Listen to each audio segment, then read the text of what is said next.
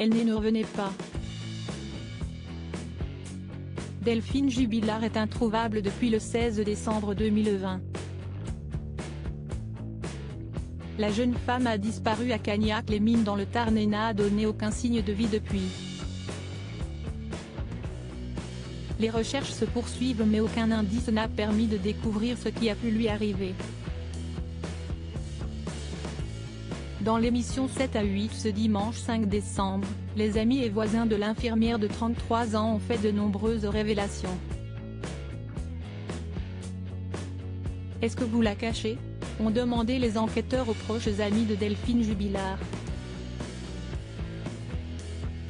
Par la suite, elles ont évoqué la disparition de leur amie et ont affirmé qu'elle ne serait jamais partie sans ses enfants. De plus, Cédric Jubilard avait un comportement qui les a rapidement alertées et elles ont vu une différence. Quand on était entre meufs, Delphine était rayonnante, on rigolait de tout et de rien sans filtre.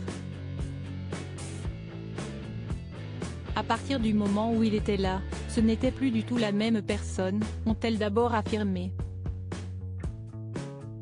Cédric a toujours été quelqu'un de dur, et il a toujours assumé ce caractère-là. Sa phrase à lui, c'était « Je suis un connard et j'assume », a poursuivi Annie. De son côté, une autre amie a indiqué « Ça ne collait pas entre eux ». Des propos déjà employés par les jeunes femmes lors de différentes interviews. Pour rappel, Cédric Jubilard reste présumé innocent des faits qui lui sont reprochés. De nouveaux témoignages. Face aux caméras de TF1, quelques voisins des Jubilard ont accepté de donner leur version des faits. Il y a notamment Kevin, ancien voisin et ami du couple, qui vivait sur le même palier. Ce sont toujours les premières années qui sont les meilleures, a-t-il d'abord assuré avant d'évoquer un couple heureux avec un bel avenir et des projets plein la tête. Par la suite, il a évoqué la construction de la maison de Delphine et Cédric Jubilard, qui était encore en travaux au moment de la disparition de la jeune femme. Il voulait se donner à fond dans cette maison vu qu'il était du bâtiment. Il pensait faire une piscine, un solarium, a-t-il indiqué en évoquant le père de famille. Et concernant le possible départ de Delphine Jubilard, elle ne serait jamais sortie en pleine nuit pour sortir ses chiens, a-t-il affirmé. La raison ? Cela me surprend beaucoup parce qu'elle ne s'en occupait pas des chiens. C'était Cédric qui s'en occupait, a-t-il ajouté avant de préciser, on ne l'a jamais vu sortir les chiens seuls le jour. Donc ça m'étonnerait qu'elle les sorte seule la nuit. Des propos qui confirment ceux déjà employés à plusieurs reprises par des proches de la jeune femme. En effet, tous avaient déclaré que Delphine Jubilard a peur du noir et qu'elle ne serait jamais sortie seule la nuit. Qu'où est-il donc arrivé à la jeune femme ? Cédric Jubilard, comment vit-il son isolement ?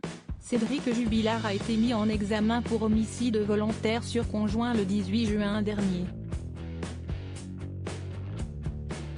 Il est incarcéré à la prison de Toulouse 16 depuis. Il ne cesse de clamer son innocence et, selon les dires de Jean-Baptiste Allary, son avocat, il supporte de moins en moins son incarcération. Il craque, le mec. Il est en train de disjoncter. Si est-il normal, 6 mois à l'isolement, il faut imaginer le truc. Psychologiquement, si est-il extrêmement difficile, a-t-il d'abord assuré.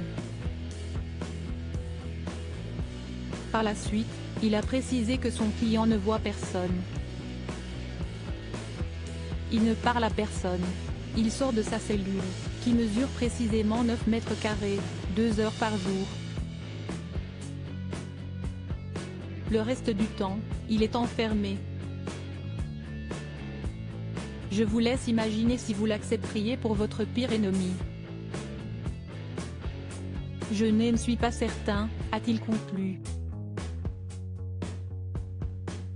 Pour rappel, Cédric Jubilard a fait plusieurs demandes de remise en liberté, toutes rejetées.